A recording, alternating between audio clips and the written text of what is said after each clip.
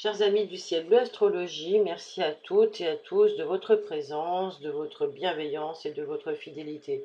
Je suis toujours très heureuse de vous retrouver un peu plus directement par le biais de ces podcasts concernant les lunaisons.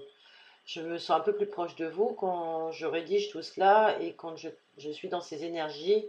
Et vous savez, pour les plus anciens, comment j'élabore mon travail. En effet, même si je ne séquence pas les phrases et les phases explicatives des lunaisons, toutes mes interprétations sont reliées.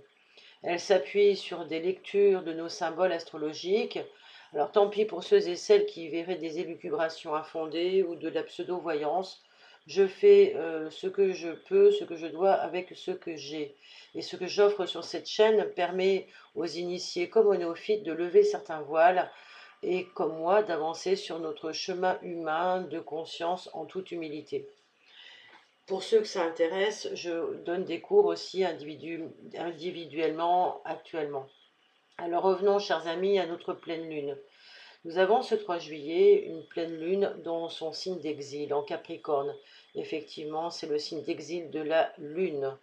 Ce qui vient nous dire qu'elle va symboliser une chose, un paramètre, un événement dont on pourrait être mis en éloignement et qui pourrait peut-être toucher ou être touché par une incapacité à être communiqué, à être su. Ça peut être, pour exemple, je n'ai pas dit que ce serait ça, mais ça peut être, par exemple, une grande panne informatique, une grande panne d'un lieu, une route, par exemple, quelque chose qui nous empêche d'aller d'un point à un autre. Il y a une rupture qui peut se faire et cela, je peux le dire sans pour autant faire de la prévision, de la prédication. C'est ce que cette figure planétaire m'évoque, et je ressens cette appréciation notamment pour les États-Unis ou toute autre nation récente. Mais sur un plan plus élevé, dans cette lunaison, nous avons l'intercession donc d'une conjonction soli-mercurienne qui vient nous mettre en lumière quelque chose dont nous aurons tous et toutes les résonances. Et ces choses sont des possibilités peut-être d'exprimer quelque chose de plus profond qui relèverait pour chacun et pour l'humanité dans son ensemble, schématiquement, d'un concentré, on va dire, de blessures narcissiques, de blessures d'enfants intérieurs. Il est question ici, et c'est l'occasion de voir peut-être le paroxysme de notre époque dans son irresponsabilité commune et individuelle. Peut-être que ce sera un événement en rapport, en résultante, qui serait donc la conséquence la plus flagrante d'une forme d'irresponsabilité menée jusqu'à son terme. Et nous sommes ici avec cette pleine lune, vous le voyez, dans cette croix cardinale, qui va donc être ressentie certainement davantage par les natifs des signes cardinaux, c'est-à-dire le cancer, les béliers, la balance et les capricornes, donc qui vont davantage être secoués par cette injonction dans l'énergie de devoir donner une réponse radicale sous forme soit d'action, soit sous forme de mesure, soit sous forme de solution, soit sous forme de réforme. Mais pour chacun, cela peut signifier aussi un élan, une action qui aurait été initialisée certainement à la nouvelle lune, puisque nous sommes en phase de résultante, mais ce résultat s'exprime comme une prise de risque. Parfois, ça pourra même préfigurer comme une position brutale et pour le moins discutable et indiscutable, qui sera imposée aux yeux de tous. Donc observons autour de nous, chez nous, quelles seraient peut-être les décisions immatures, inconsidérées, irresponsables, qui pourraient être infondées finalement et nous causer plus de tort et de préjudice que de bonnes choses.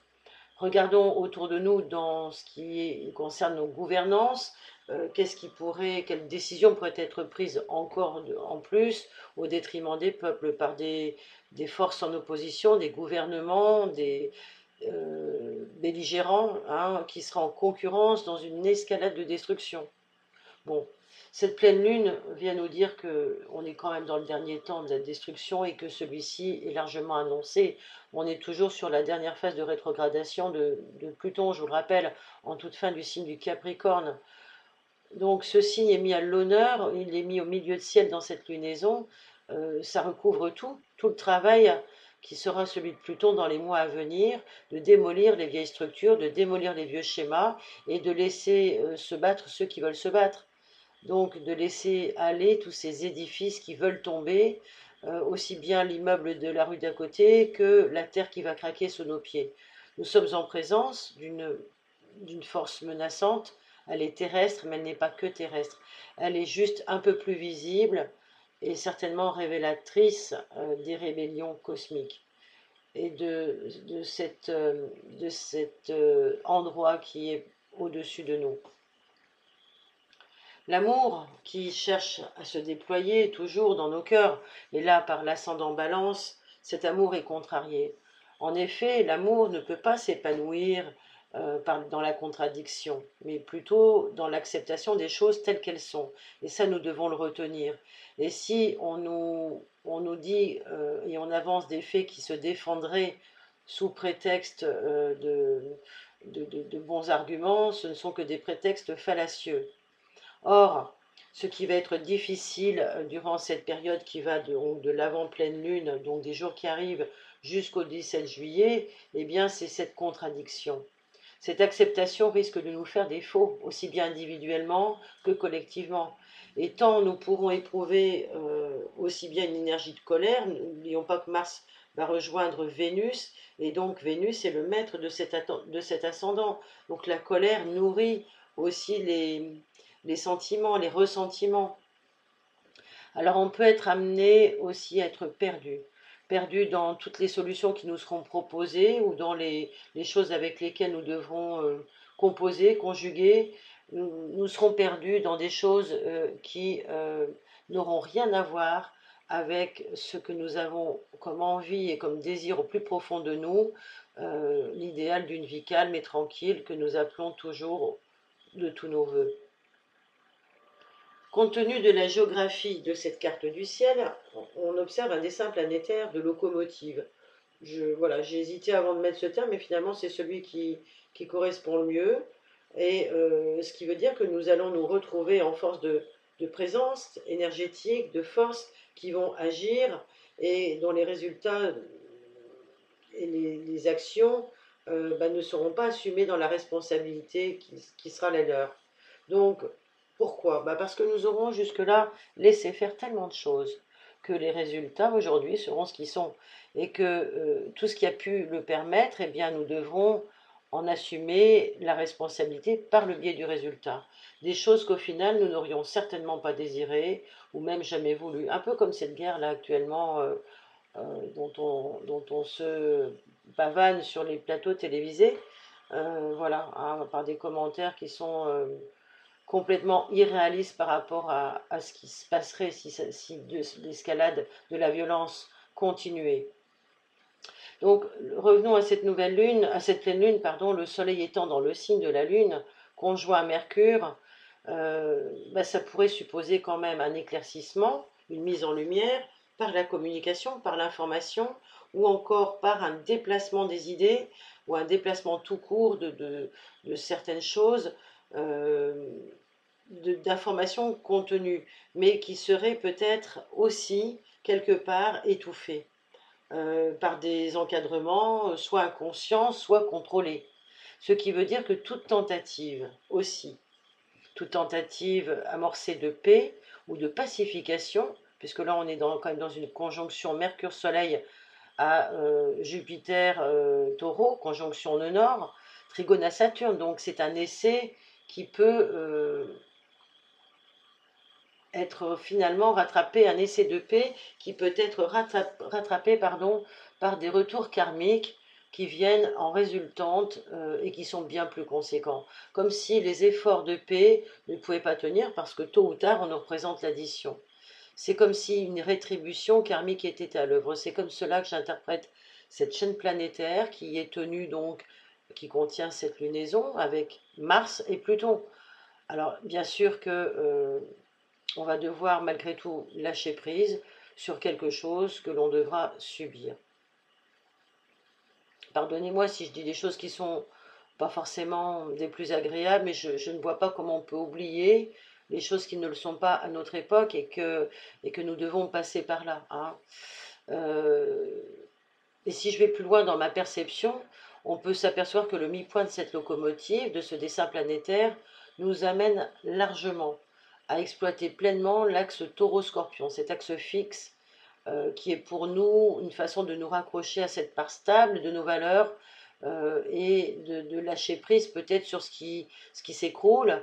Ça peut être notre pouvoir d'achat, ça peut être la richesse, la sécurité, la paix, enfin bon, toutes ces choses qui sont des attachements, alors parfois à nos valeurs, et celles-ci, il ne faut pas les perdre, mais qui sont des attachements qui n'ont plus lieu d'être par rapport aux circonstances d'aujourd'hui et de demain. Peut-être d'ailleurs qu'on doit voir dans cette époque de juillet un avant et un après où rien n'est plus pareil.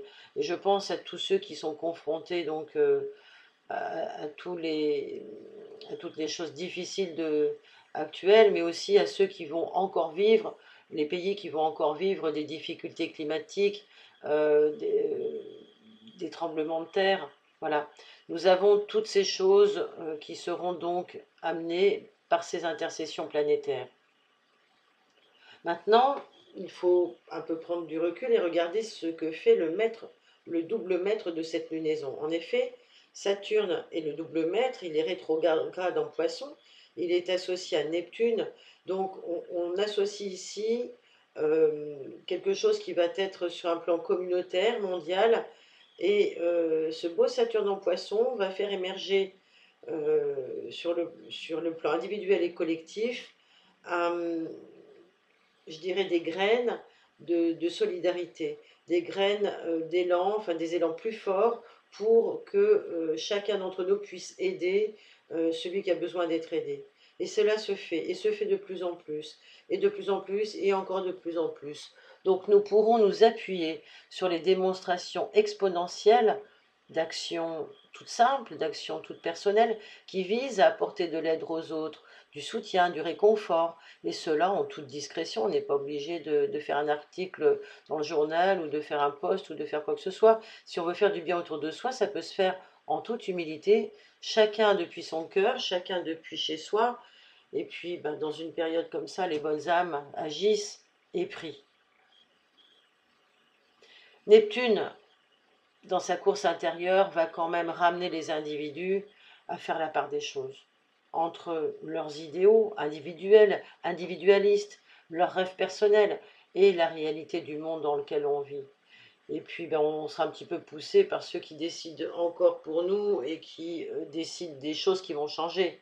Donc soyez certains que ces choses-là vont bouger et en même temps, peut-être que nous pourrons espérer que chacun dans son cœur d'adulte, mais aussi dans son cœur d'enfant, va vouloir souhaiter, réparer, aider, souffler sur ce bas qui blesse pour guérir la planète, guérir, réparer, aider les gens qui souffrent, car ces guerres sans fin, ces manipulations sociales, géopolitiques, économiques, qui visent à répandre un joug odieux sur les peuples, euh, eh bien, tous ces peuples en ont assez de renouveler l'expérience.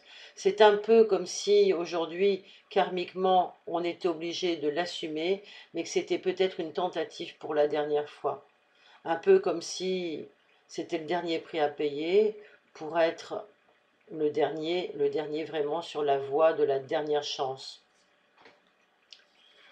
Alors ce double maître de lunaison, Saturne, comme je le disais, maître de la Lune en résidence, mais aussi maître par exaltation de l'ascendant Balance, bah, ça veut dire que, quoi qu'il se passe, le temps, dans sa force spirituelle, est à l'œuvre, et la sagesse portée par cette belle lanterne rouge du vieil ermite qui remonte à la lumière du jour, la connaissance oubliée, cette connaissance ne serait-elle pas pour tout à chacun, pour vous, pour votre voisin, sa petite conscience enfermée dans son cœur d'enfant? C'est peut-être là, justement, que la grande chose, le grand progrès va se réaliser.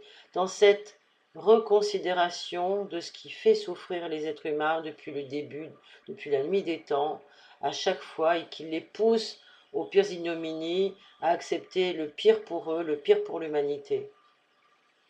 Donc si dans cette démarche de lunaison, vous commencez à prendre conscience que votre cœur à l'intérieur de vous, s'il réagit, s'il est encore dans la réaction et dans la douleur et dans la souffrance, c'est parce qu'il y a des parts de lui qui sont blessées. Et ces parts évoquent celles peut-être les parts blessées des aïeux, les parts blessées de son enfant intérieur, de l'enfant lorsqu'il était enfant, de l'enfant de ses parents. Voilà, donc toutes ces choses vont nous évoquer un bon chemin pour nous ramener à prendre en compte notre enfant intérieur.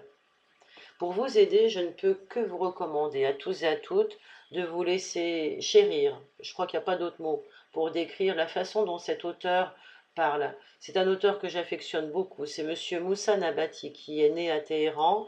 Il est psychanalyste, il est thérapeute, il est chercheur, il est docteur en psychologie à l'université de Paris 7. Il a écrit plein d'ouvrages sur l'enfant intérieur pour nous aider à comprendre ce qui se passait à l'intérieur de nous. Cette lunaison sera peut-être un bon moment pour beaucoup de personnes sur Terre pour faire des liens entre ces blessures du passé, entre les blessures des enfants, entre les blessures de tout notre arbre généalogique et puis celles que nos contemporains nous infligent par les massacres qui sont savamment organisés par des jeux et des organes de pouvoir en place qui veulent maîtriser le monde au détriment des peuples. Nous pouvons espérer que les douleurs contenues dans cette belle croix, vous voyez la croix sur la carte du ciel, cette belle croix sur cette figure planétaire nous évoque un sacrifice équivalent qui a eu lieu il y a fort longtemps, mais qui a révélé comment l'humanité allait être amenée à se reposer les mêmes questions aujourd'hui. Il faut encore des pas, beaucoup de pas sur le chemin de la conscience pour que pour chacun la marche soit celle de la paix. Par cette lunaison, la vibration que je souhaiterais vous porter est celle de la magnifique musique d'un musicien peu connu qui s'appelle Patrick Touron, mais qui, je trouve, a une vibration totalement adaptée à ce passage dans cette lunaison, à cette ouverture, à ce vortex. Un petit quelque chose, vous le comprendrez en écoutant sa musique Compostelle.